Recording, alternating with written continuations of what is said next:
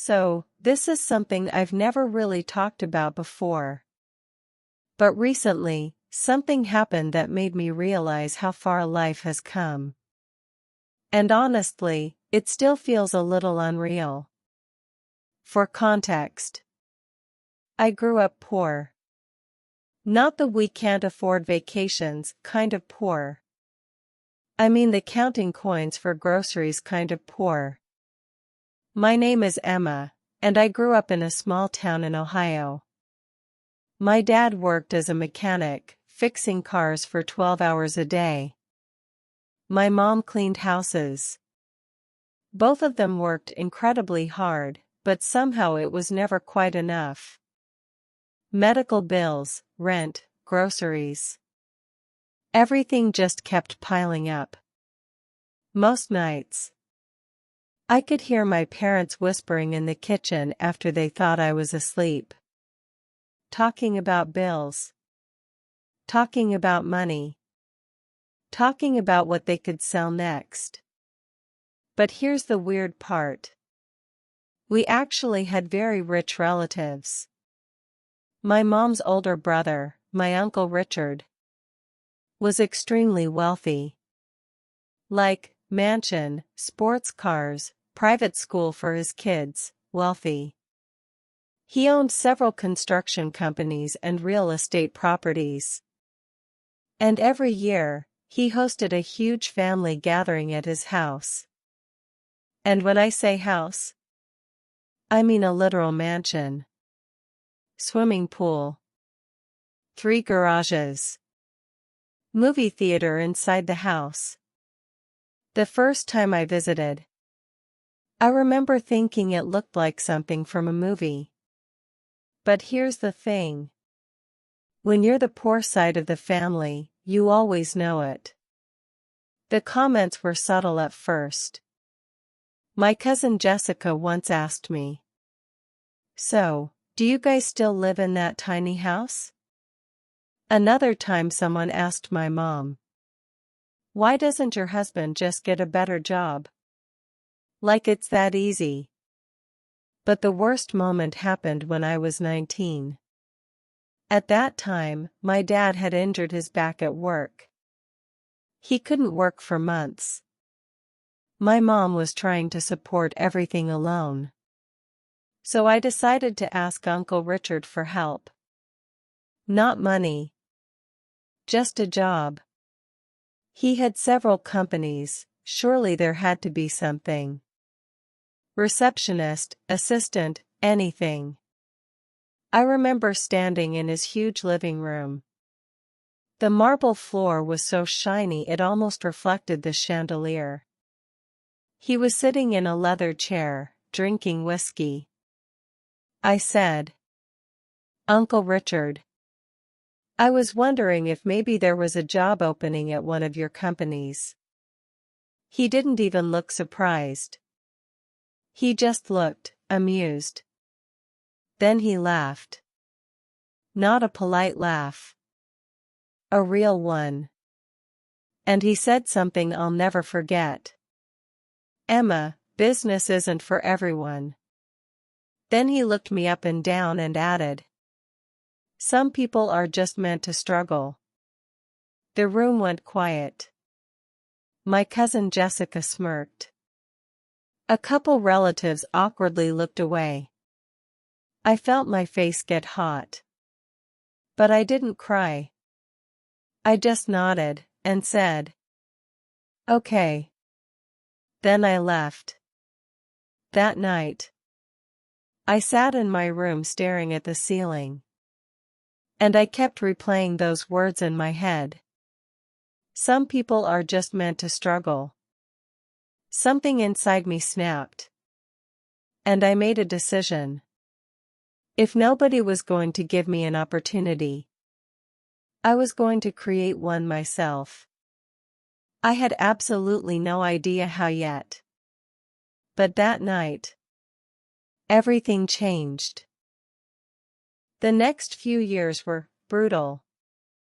I'm not going to pretend it was some inspiring movie montage. It was exhausting. During the day, I worked at a diner, serving coffee, cleaning tables, refilling ketchup bottles. The kind of job where your feet hurt all the time. At night, I studied anything I could find online. Free business courses, marketing videos, coding tutorials. I tried dozens of things. Selling handmade crafts online, freelance writing, dropshipping. Most of it failed. Actually, almost all of it failed. There were months where I made maybe $20 total. But every failure taught me something. One day, while working at the diner, I noticed something interesting. The owner was always frustrated with the ordering system. Orders got lost. Waiters mixed things up. Customers complained about slow service. And I remember thinking, why isn't there a simple digital system for small restaurants? Big chains had them.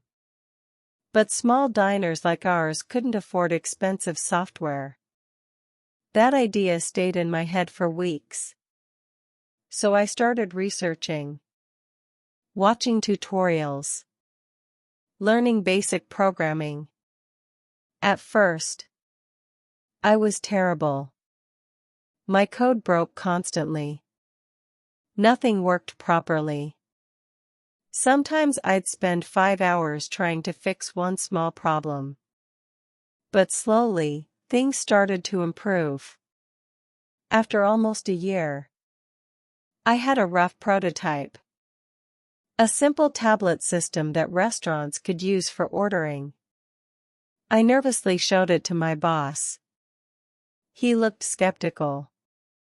But he agreed to try it. The first week, nothing really changed. But the second week, something interesting happened. Orders became faster. Fewer mistakes. Customers were happier. Sales went up. My boss was shocked. And he told 2 other restaurant owners about it. Then 5. Then 10. Suddenly, people were asking if they could use my system. For the first time in my life, money started coming in. Not a lot at first, but enough to know maybe this idea actually had potential. And slowly, my tiny side project started turning into a real business. But the best part? My relatives still had absolutely no idea. Fast forward 5 years. Life looks very different now. My software company provides digital ordering systems for thousands of restaurants across the country. We have employees, offices, investors. And somehow, I'm the CEO. Which still feels strange to say out loud. The most important part though. My parents are okay now. My dad doesn't have to work anymore. My mom finally stopped cleaning houses. For the first time in years, they can actually relax. But here's where the story gets interesting. A few months ago, my mom called me. She said, "Your Uncle Richard is hosting another family reunion." I laughed. I hadn't been to one in years. But then she added something. "He specifically asked if you were coming." That surprised me. Apparently, someone had mentioned my company to him. So I decided to go. Not out of revenge. Honestly, I was just curious. When I arrived at the mansion, everything looked the same. The same giant driveway. The same luxury cars. The same fancy guests. But this time, people were looking at me, whispering, checking their phones. My cousin Jessica walked over slowly. She looked confused. Emma? I smiled. Hey. A few minutes later, Uncle Richard approached. He suddenly looked much friendlier than I remembered. Emma. I heard you've been doing well. I shrugged. It's going okay. Then someone nearby said, isn't her company worth like 50 million? The room went silent. Uncle Richard's expression froze. He stared at me for a moment, clearly doing mental math. Then he said something interesting. You know, maybe we should discuss some kind of partnership. And that's when I remembered something. That moment in his living room. The laugh. The comment. Some people are just meant to struggle. So I smiled politely. And I said, I'm sorry, Uncle Richard. Then I paused for a moment. But business isn't for everyone. A few people gasped. He didn't say anything after that. And honestly, I didn't feel angry. I didn't feel proud. I just felt peaceful. Because sometimes, the best revenge isn't hurting someone. It's simply proving them wrong. And walking away. Anyway, that's my story.